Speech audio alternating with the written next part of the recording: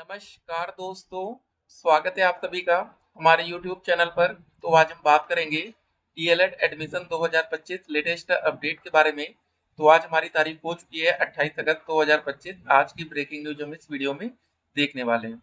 तो सबसे पहले बात करेंगे 2025 आवेदन और योग्यता की क्या अपडेट्स है। डायरेक्ट एडमिशन पोर्टल कब तक खुलने वाला है, age limit, fees, last date, UP TET exam date, सब कुछ हम इस वीडियो में देखने वाले हैं। तो आज 28 अगस्त दिन है, गुरुवार का। देख सकते हैं ऑफिशियल वेबसाइट आप, परीक्षा नियामक प्राधिकारी उत्तर प्रदेश प्रयागराज। ठीक है। और एक और बड़ी अपडेट है, बीए। ठीक है, बीए और बीएड वह बीएससी बीएड नहीं, आईटीईपी पढ़ेंगे। मतलब अभी ये हो रहा था कि हमारा बीए बीएड का कोर्स चलेगा या बीएससी बीएड का कोर्स चलेगा, लेकिन वो नहीं होने वाला। ठीक है। एनसीटीई ने नए पाठ्यक्रम को शुरू करने की मंजूरी दे दी है। दोनों पुराने कोर्स में आगे नहीं लिए जाएंगे दाखिले। ठीक है। यहाँ पर आप देख सकते हैं बीएड संस्थानों में यही पाठ्यक्रम अनिवार्य होगा। अभी तक बीएड के तमाम कॉलेज विद्यार्थियों को 4 वर्षीय इंटीग्रेटेड कोर्स में कला व विज्ञान वर्ग में विद्यार्थियों की रुचि के अनुसार प्रवेश दिया जा रहा था। अब एक संपूर्ण बीएड पाठ्यक्रम आईटीईपी को नई शिक्षा नीति के अनुरूप तैयार किया गया है, जो विद्यार्थियों के लिए ज्यादा उपयोगी होगा। सभी बीएड संस्थानों को अनिवार्य रूप से यही पाठ्यक्रम चलाना होगा। ठीक है। ये नई अपडेट्स आ रही है।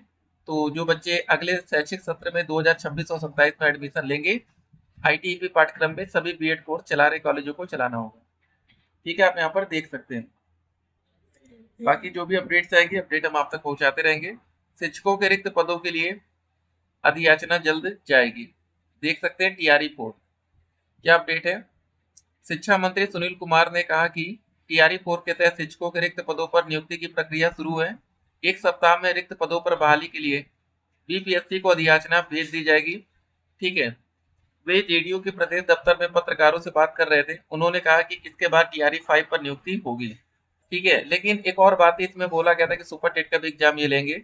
राष्ट्रीय आय एवं योग्यता आधारित छात्रवृत्ति योजना के लिए आवेदन शुरू हो रहा है।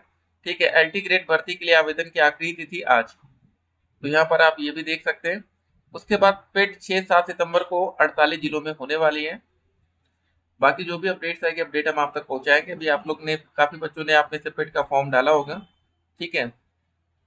तो सबसे पहले आज 28 तारीख हो गई है, काफी ज्यादा लेट हो चुका है और अभी तक 2025 का नोटिफिकेशन जारी नहीं किया गया। यही दोस्तों सेम केस पिछले साल भी हुआ था। पिछले बार भी यही लेट लतीफी हो रही थी। ठीक है। बहुत से बच्चे स्कॉलरशिप का फॉर्म नहीं भर पाए। उस चक्कर में होता क्या है ना, कि इतना ज्यादा लेट कर दिया गया पिछले साल सत्र शुरू होने में, मैक्सिमम बच्चों ने स्कॉलरशिप का फॉर्म ही नहीं डाल पाए। वही बच्चे स्कॉलरशिप का फॉर्म पिछली बार डाल पाए जिनका फर्स्ट राउंड में काउंसलिंग में मतलब एडमिशन हो गया था। ठीक है। तो लेकिन एक और बात होती है ना, अगर आपके डॉक्यूमेंट्स भी तो तैयार होने चाहिए। जो बच्चे मतलब स्कॉलरशिप का फॉर्म डालते हैं, आपको पता होना चाहिए कि स्कॉलरशिप में कौन कौन से डॉक्यूमेंट्स लगते हैं। उतनी चीजें आप तैयार रखिएगा। एज लिमिट, डीएलएड करने के लिए मिनिमम 18 साल। फीस आपकी आवेदन करने के लिए 700 या 500 कुछ ऐसा पैसा लगेगा। और प्राइवेट कॉलेज और सरकारी कॉलेज की फीस, सरकारी की देखिए 10,200 एक साल की, प्राइवेट कॉलेज की 41,000। प्राइवेट कॉलेज में अगर आप बात कर लेंगे तो कुछ प्राइवेट कॉलेज 31,000 पर भी एडमिशन के लिए तैयार होते हैं और कुछ कॉलेज 21,000 पर भी आ जाते हैं। ठीक है। तो ये पहले से आप बात करके रखेंगे। लास्ट डेट आवेदन की क्या होगी, जब आवेदन की प्रक्रिया शुरू होगी तो कम से कम आपको मान चलिए 2 हफ्ते का तो समय मिलेगा ही मिलेगा। ठीक है। बाकी डायरेक्ट एडमिशन का जो भी पोर्टल में अपडेट्स आएगी, वो अपडेट हम आप तक पहुंचाएंगे। तो आप यहाँ पर देख पा रहे हैं, अब 4 वर्षीय इंटीग्रेटेड कोर्स में बीए बीएड व बीएससी बीएड कोर्स नहीं चलाया जाएगा। तो आप देख सकते हैं कुछ नए बदलाव किए जा रहे हैं। तो आने वाले टाइम में इससे आपको फायदा या नुकसान भी होगा। देखिए एक बात समझ लीजिए, जैसे आपके मन में एक सवाल होगा कि कुछ जगह आप न्यूज देख लोगे कि आने वाले टाइम में डीएलएड बंद हो जाएगा। भाई डीएलएड बंद कैसे होगा, 1 to 5 के लिए डीएलएड ही बचा है। ठीक है। बीएड को बाहर कर दिया गया, पहले बात समझ लीजिए। ठीक है ना। बहुत सी कंफ्यूजन सोशल मीडिया पर रहती है यार कि आने वाले टाइम में क्या डीएलएड रहेगा कि नहीं। यार रहे या ना रहे, आपसे क्या मतलब, आपको नौकरी से मतलब है ना। ठीक है। डीएलएड बंद हो जाएगा अगर मान लीजिए इसी साल ये कोर्स नहीं चलता है। तो जो बच्चे डीएलएड करके रखे हैं, जब वैकेंसी आएगी 1 to 5 प्राइमरी लेवल पर, तो आवेदन का मौका तो उन्हीं बच्चों को मिलेगा ना जो डीएलएड करके रखे हैं। ठीक है। कोई बाहरी बच्चे थोड़ी नहीं आएंगे आवेदन करने, सिंपल सी बात ये है। और वैकेंसी हमेशा आएगी, कभी भी प्राइमरी स्कूल बंद नहीं होंगे कंप्लीटली, कुछ ना कुछ तो हमेशा चलते ही रहेंगे। बाकी जो भी अपडेट्स आती है, अपडेट हम आप तक पहुंचाएंगे। सोशल मीडिया की आपकी तमाम अफवाहों से आपको बच के रहना है। बहुत ही जल्द आवेदन की प्रक्रिया शुरू होगी। और कुछ और बातें आपको बता देते हैं जरूरी डॉक्यूमेंट्स को लेकर कि क्या होने वाला है। देखिए पहले पेट वाली भी थोड़ी सी अपडेट देख लीजिए। उत्तर प्रदेश अधीनस्थ सेवा चयन आयोग ने प्रारंभिक अर्हता परीक्षा पेट 2025 प्रदेश के 48 जिलों में 6 व 7 सितंबर को आयोजित करेगा। आयोग ने बुधवार को अभ्यर्थियों को जिला आवंटन करने संबंधी सूचना जारी कर दी है। इसे आयोग की वेबसाइट पर देखा जा सकता है। ठीक है, आयोग के परीक्षा नियंत्रक विधान जायसवाल की ओर से जारी सूचना में कहा गया कि वेबसाइट के होम पेज पर उपलब्ध परीक्षा सेगमेंट पर जाकर ठीक है जिला आवंटन संबंधी जानकारी ले सकते हैं। आयोग अभ्यर्थियों के पंजीकृत ईमेल पर परीक्षा जिलों की सूचना और प्रवेश पत्र डाउनलोड करने संबंधी लिंक भेज रहा है। इसके साथ ही आयोग की वेबसाइट से भी इसे डाउनलोड किया जा सकता है। आयोग की ओर से स्पष्ट किया गया है कि यह लिखित परीक्षा के लिए प्रवेश पत्र नहीं है। ठीक है, याद रखिएगा। तो पहले वही होता ना, सिटी विटी आपको क्लियर किया जाता कि कौन सी सिटी में आपका एग्जाम हो रहा है। चलिए एक और बात पर हम इस वीडियो में डिस्कस करते हैं अब हम लोग कि कौन कौन से डॉक्यूमेंट्स आपके लिए बहुत ही ज्यादा जरूरी होता है डीएलएड में, कैसे आपका एडमिशन होता है। देखिए पहले समझ लीजिए, सबसे पहला स्टेप होता है डीएलएड में एडमिशन का आपका आवेदन की प्रक्रिया, रजिस्ट्रेशन।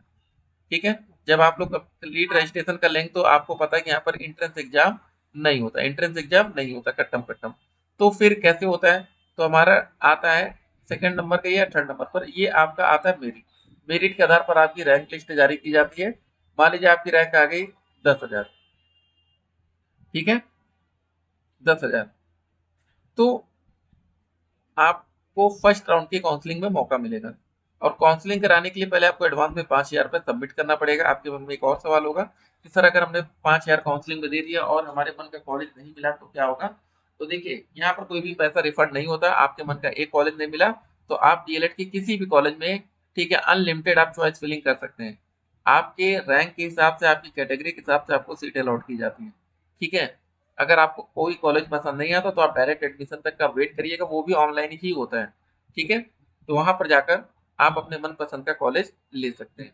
लेना आपको अपने मनपसंद का ही कॉलेज है, ये बात भी आपको ध्यान में रखना है। ठीक है, तो फर्स्ट ये सारी चीजें आपको समझ में आ रही धीरे धीरे, रैंक लिस्ट, ये सारी चीजें।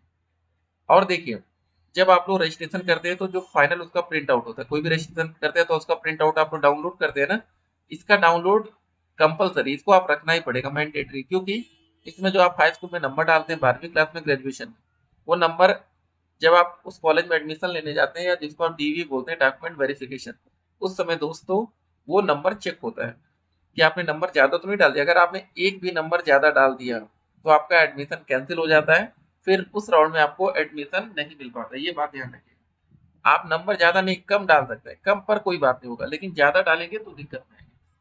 ठीक है, तो सबसे पहले जरूरी डॉक्यूमेंट्स में क्या क्या रहेगा, हाई स्कूल इंटर ग्रेजुएशन में जो नंबर आप डाल रहे हैं, तो सिंपल सी बात है, हाई स्कूल का ओरिजिनल रिजल्ट ले जाना पड़ेगा, 12वीं क्लास का, ग्रेजुएशन का। ग्रेजुएशन का ऑनलाइन वाला रिजल्ट आपका मान्य हो जाएगा। ठीक है, क्योंकि वो आपको रिजल्ट ओरिजिनल वाला तो बाद में ही मिलेगा। उसके बाद जो हमने बोला प्रिंट एप्लीकेशन फॉर्म, जब 5,000 काउंसलिंग के लिए आप पेमेंट पहले करते हैं। ठीक है, उसके बाद अगर आपके मन का कॉलेज मिलता है तो 5,000 की पेमेंट और होगी, टोटल 10,000। 10,000 पेमेंट पर आपको अलॉटमेंट रिजल्ट आता है, वो आप लेकर जाएंगे। जाति निवास, जाति प्रमाण पत्र, निवास प्रमाण पत्र। ठीक है, शपथ पत्र यहाँ पर एक लगता है, वो भी आपको बताएंगे कि क्या प्रारूप होना चाहिए। शपथ पत्र में आप यही लिख के देते हैं कि हमने फॉर्म भरते समय जो जानकारी दी है वो सही है। अगर वो जानकारी गलत होगी तो आप हमारा एडमिशन कैंसिल कर सकते हैं और हमें कोई आपत्ति नहीं होगी। तो पहले सब कुछ क्लियर करा लिया जाता है। ठीक है, चलिए जैसे आवेदन शुरू होता है हम आपको अपडेट करेंगे। मिलते हैं एक और वीडियो में, तब तक के लिए stay connected. Have a good day.